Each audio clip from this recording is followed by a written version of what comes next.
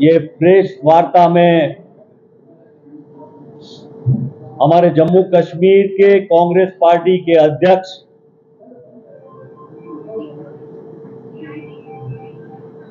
भाई वकार जी, हमारे कार्यकारी अध्यक्ष रमन भल्ला जी, ऑल इंडिया कांग्रेस कमेटी के सेक्रेटरी भाई मनोज जी और हमारे मीडिया सेल के चेयरमैन सीनियर लीडर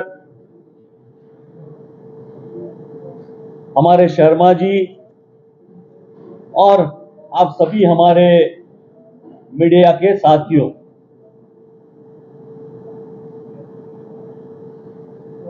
पार्लियामेंट के चुनाव के बाद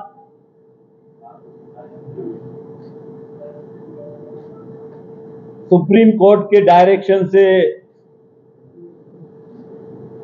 जम्मू कश्मीर में असेंबली के चुनाव होने जा रहे हैं।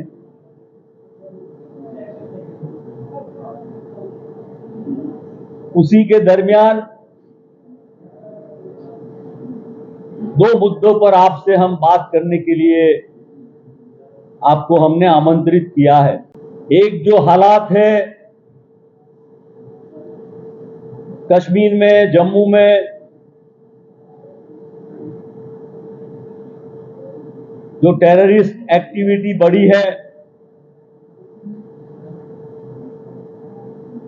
बहुत चिंता का विषय है।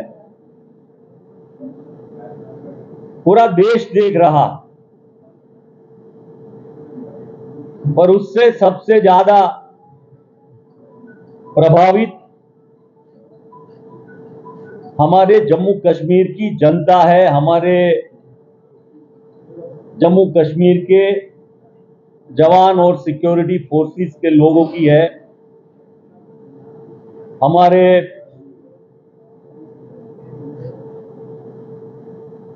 विलेज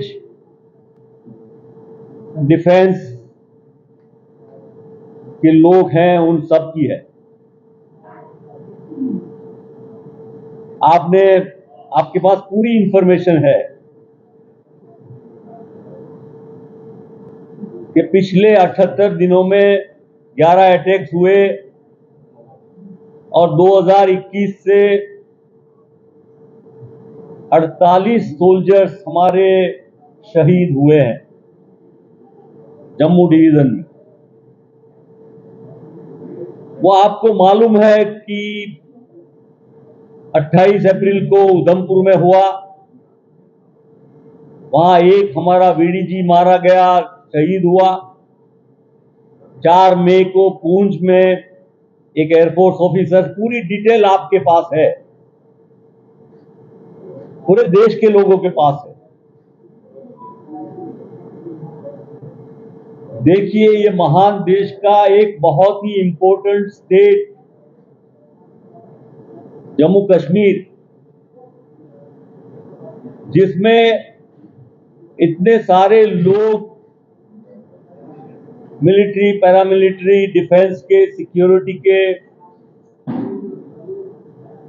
विलेज डिफेंस कमेटी के मेंबर और सिविलियन पिलग्रिमेज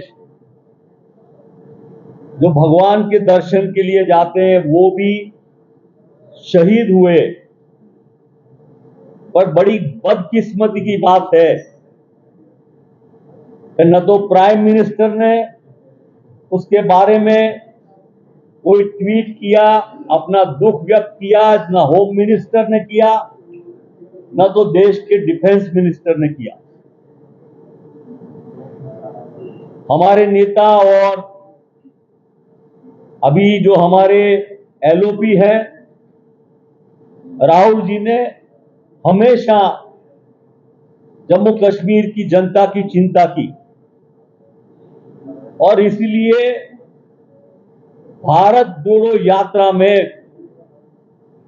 सरकार नहीं चाहती थी कि वो जम्मू कश्मीर में आए, फिर भी उन्होंने जम्मू कश्मीर में भारत जोड़ो यात्रा, नफरत छोड़ो की बात करने के लिए दूर दूर तक पहुंचे और गए।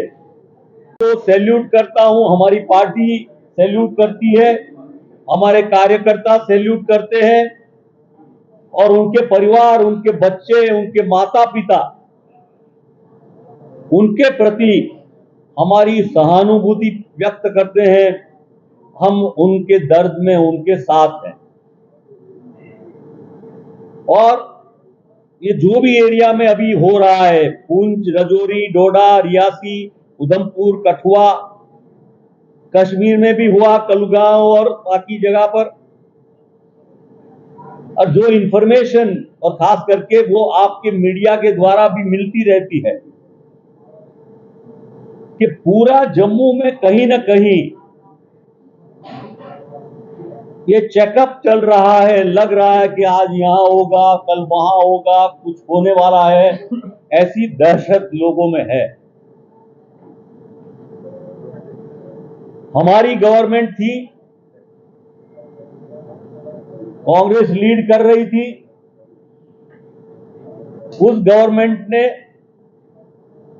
हमारी होम मिनिस्ट्री, हमारी डिफेंस मिनिस्ट्री और हमारे प्रधानमंत्री और हमारी नेता सोनिया जी, उन्होंने नॉर्मल सी आए, पीस रहे, जम्मू कश्मीर आगे बढ़े, विकास हो, उसके बारे में बहुत चिंता की और बहुत अच्छा काम किया।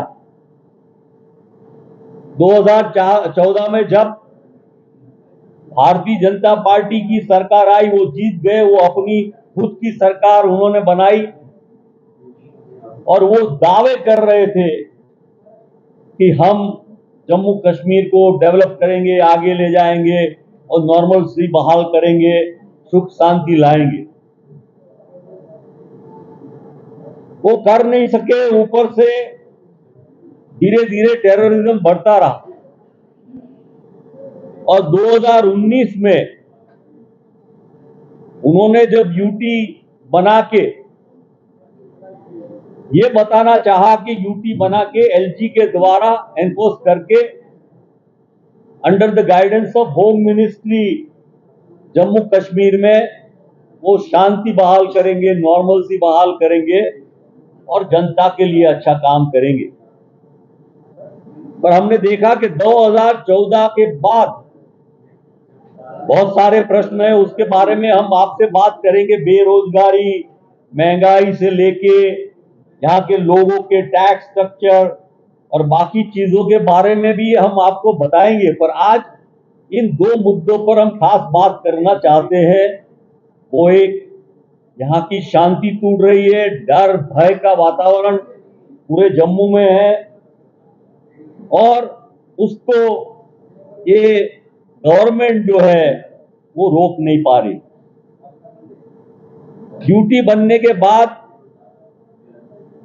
एलजी के पास इतने वाइड पावर्स हैं, जो मन चाहे वो कर सकते हैं।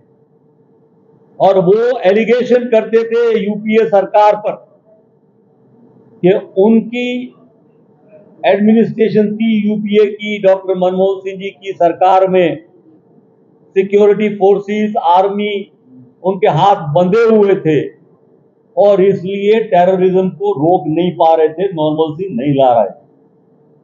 अभी तो उनके पास 2014 के बाद 2019 में उनका यूटी भी हो गया, पूरी पावर उनके पास आ गई, अब जो चाहे वो कर सकते हैं।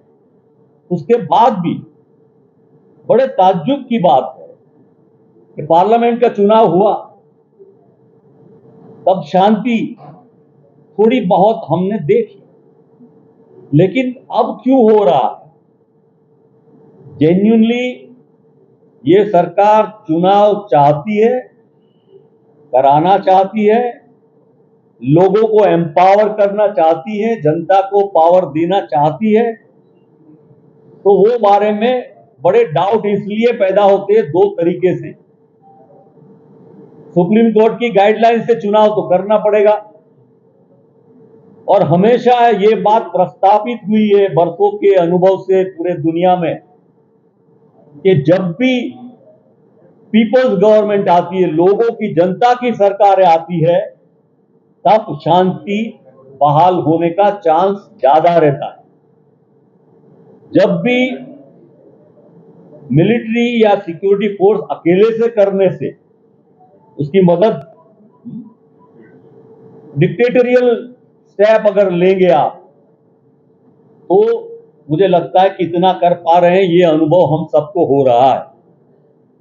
और 2014 से आज की ये जो स्थिति हुई है, मुझे लगता है कि हमारे प्रधानमंत्री, हमारे होम मिनिस्टर, हमारे डिफेंस मिनिस्टर, जब चुनाव था तो एक कॉन्स्टिट्यूंसी में प्रधानमंत्री, होम मिनिस्टर, डिफेंस मिनिस्टर सब आ गए। सिक्योरिटी है, उनकी जान बचाना है, बॉर्डर सुरक्षित रखना है, तो अंत में तो ये जनता की लड़ाई है कि हम जनता को बचा पाते हैं कि नहीं। और जिस तरह के अटैक का भय आज पैदा हुआ है, मुझे लगता है कि पूरी जम्मू और कश्मीर की जनता भी इसमें बड़ी चिंतित हो गई है। तो ये सवाल टेररिस्ट एक्टिविटी से अल्टीमेटली जनता की भलाई का है। इसके बारे में कांग्रेस पार्टी चिंतित है, इसलिए हम इसके बारे में पूरा संकलन करके इसके बारे में हमारी लीडरशिप, हमारे राहुल जी, हमारे कांग्रेस अध्यक्ष, हमारी स्टेट लीडरशिप इसके बारे में चिंता के साथ सरकार से अपील करती है कि जल्द से जल्द ये एक्टिविटी को खत्म करे और खत्म करके शांति बहाल करे और चुनाव के लिए ठीक ठाक परिस्थिति भी करे।